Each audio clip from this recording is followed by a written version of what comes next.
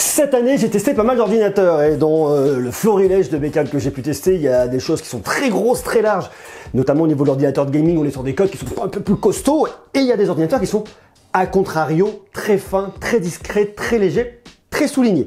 Et c'est justement ce typologie de bécane dont je vais vous parler aujourd'hui. C'est le nouveau produit de cette année de 2019 d'Acer, c'est le Swift 7. Et ce que j'adore avec ce Swift 7, c'est qu'il a une taille qui est minuscule, presque ridicule, tellement fin.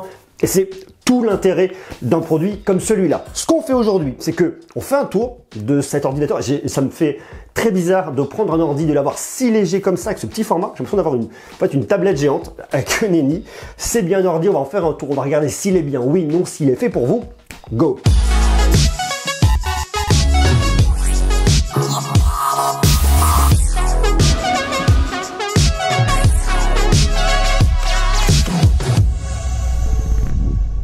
Moi, ça m'impressionne vachement la maîtrise de cette bécane qui était faite par Acer.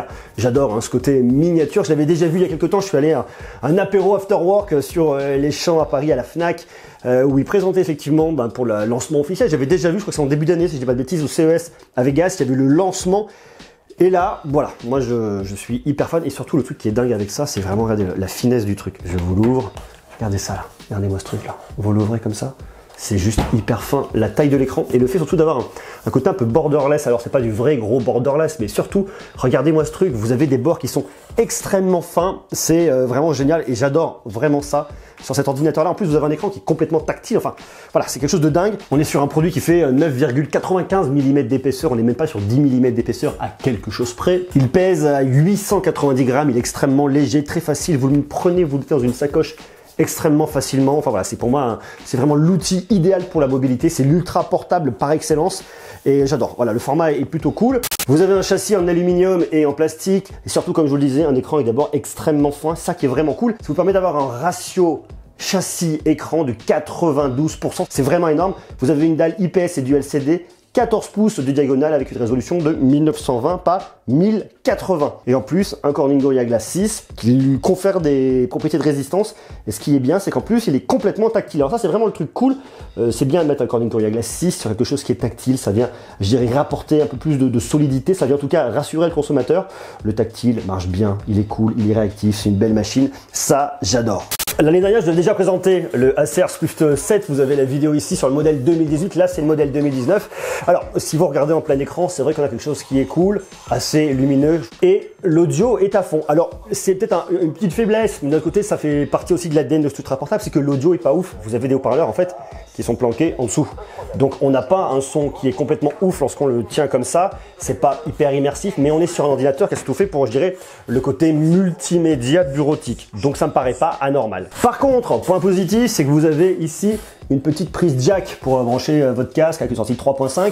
Bon, ça marche plutôt pas mal. C'est vrai que si vous voulez profiter du côté multimédia d'un bel écran tactile pour regarder des séries, ce que vous voulez, YouTube, pourquoi pas Monsieur Gros et ses tests directement sur YouTube, eh bien, le mieux, c'est encore de le faire avec votre petit casque que vous allez brancher là. Et c'est là où vous allez profiter de la meilleure expérience audio. Et puisque justement, je vous parle de ça, on va faire un tour du côté des connectiques. Donc, vous avez bien votre petite prise jack qui est là. Et si vous allez fouiller de l'autre côté, vous allez trouver quelque chose, je dirais, d'assez simple. Il n'y a pas grand chose. Vous avez ici deux prises en USB-C, Thunderbolt 3. Mais ce qui est cool, c'est que Acer nous a rajouté ça. Là, vous allez avoir un petit hub dans lequel vous allez pouvoir rajouter quelques connectiques. Bien évidemment, votre hub se branche en USB-C, ça me paraît assez logique.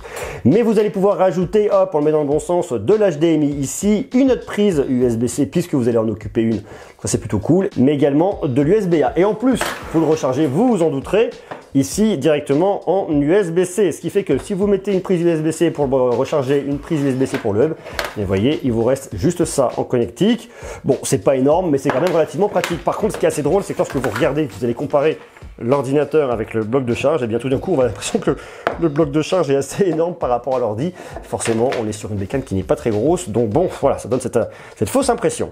Côté performance, la Swift 7 de 2019 marche plutôt pas mal. Elle tourne, c'est dur à dire, avec un Intel Core i7 de 8e génération qui, celui-là, fonctionne bien, couplé à soit 8 Go de RAM, soit 16 Go de RAM en fonction de vos besoins de fluidité. Et je trouve que ça marche pas mal. Alors vous n'allez pas faire tourner des grosses applis pour aller faire du montage un petit peu gourmand en 4K, tout ce qui va être, je dirais, application 3 dimensions, c'est pareil, on va oublier. Si vous voulez faire de la retouche photo un peu gourmande avec pas mal de calques, bon, c'est pas forcément cette bécane là qu'il vous faudra. Par contre, elle est vraiment idéale, elle est vraiment topissime pour tout ce qui va être multimédia, bureautique, les emails, internet, visionner du contenu sur Netflix, YouTube, pourquoi pas, et consorts et tous les autres, ça marchera parfaitement bien. Mais c'est pas là-dessus qu'on va avoir un regain de puissance. À côté de ça, c'est une machine qui est assez polyvalente en fonction des besoins que vous allez avoir. Vous allez pouvoir mettre quelques jeux dessus sans avoir des jeux qui vont être trop gourmands. Je vous dis, tout ce qui va demander beaucoup de ressources, ça ne marchera pas. Côté graphique, c'est une Intel UHD Graphics 615. Vous avez du stockage en SSD 512 Go, donc globalement vous avez suffisamment de stockage. Après, si vous avez besoin, bien évidemment, des fois brancher des disques durs externes en USB-C, donc ça c'est parfaitement bien. Et côté autonomie, vous avez une batterie de 2770 mAh. Acer nous annonce une autonomie allant jusqu'à 12 heures. L'autonomie va bien sûr dépendre des programmes que vous allez faire. Si vous allez mettre plusieurs programmes, ça vous le savez, sur le multitâche et compagnie, 12 heures je les ai pas eu, j'ai eu moins, j'ai eu un petit peu moins de 10 heures. Après, l'autonomie est quand même relativement bonne. Hein. Là-dessus, je trouve ça vraiment cool. Hein. Vous êtes allez, vous allez vous dire que minimum, vous allez arriver à 8 heures, entre 8, 9, 10 heures, vous êtes franchement tranquille sur cette bécane-là. Donc, d'un point de vue autonomie, d'un côté point de vue performance, c'est un ordinateur qui se tient, qui est vraiment bien. Et je vous dis, ce qui est cool, c'est ce petit format. Moi, personnellement, je suis complètement conquis par le format de cette machine.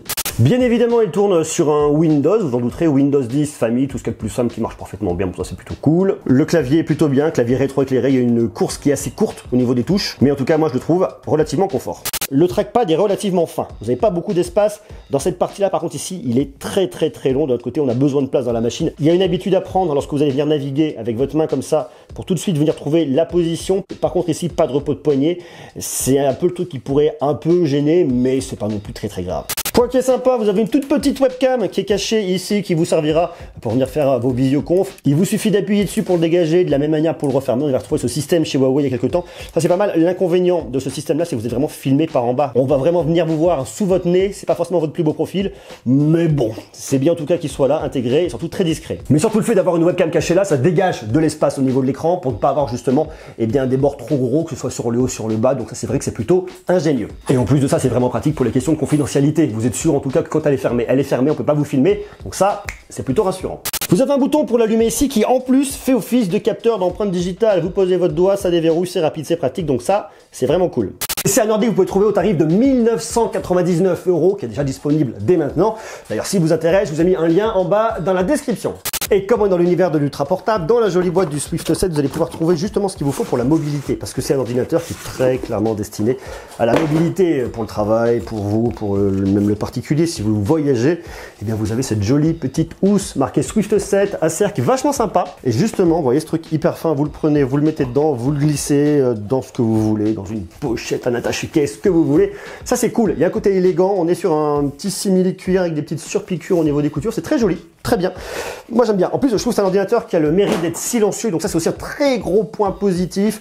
Vous vous en douterez, hein, de par la taille, on va pas avoir des ventilateurs qui vont ventiler à fond, donc on va pas avoir des regains de performance pour refroidir cette machine-là.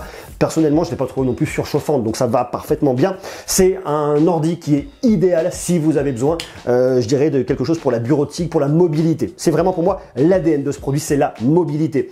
On va l'emmener partout avec ça, on pourra faire ce qu'on veut, regarder du contenu multimédia, je vous le dis, pour ça je vous l'ai déjà expliqué, mais moi je trouve ça vraiment bien, et surtout le truc qui m'impressionne vraiment, c'est la capacité technique, le travail qui est fait par Acer pour sortir une machine performante, très fine, ça c'est bien. On pourrait vouloir encore plus de performance sur cette Swift 7, mais c'est pas son ADN. Je la trouve vraiment très bien comme ça, et pour moi, voilà, c'est vraiment une très belle réussite. Je sais pas ce que vous en pensez, vous. Est-ce qu'elle vous plaît pas, vous botte pas? Est-ce que vous aimez les ultra portables? Est-ce que vous aimez le caractère extrêmement fin de cette machine-là? Puis le fait d'avoir cet écran de 14 pouces en tactile, voilà, moi je trouve ça vachement bien, vachement cool, ça marche, c'est efficace, c'est élégant.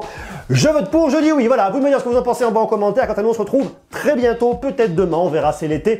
On structure la rentrée, il y a beaucoup de travail, beaucoup de choses à faire, donc je tourne un petit peu moins de vidéos, comme ça, à partir de la rentrée, vous allez voir, on va être au carré, ça va être super cool. Voilà, je vous fais des bisous, à très vite, prenez soin de vous, ciao.